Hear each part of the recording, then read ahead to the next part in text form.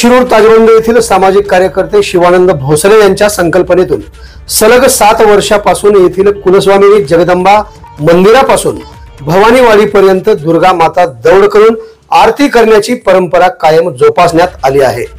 पहिल्या माळीचे यजमान शिवानंद भोसले व कुटुंबियांच्या हस्ते आरती करण्यात आली।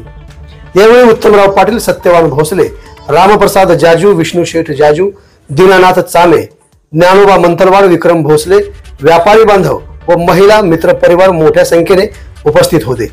विजयादशमी दसऱ्याच्या दिवशी भव्य मिरवणूक काढण्यात येणार आहे व दुर्गा माता दौडची सांगता करण्याकरिता हरिभक्त परायण कैलास महाराज मध्ये लिंगदाळकर यांच्या हस्ते सांगता करून प्रवचन कार्यक्रम संपन्न होणार आहे। भाविकांनी याचा लाभ घ्यावा असे आवाहन संयोजन समितीच्या वतीने करण्यात आले आहे। आवाज बहुजनांचा।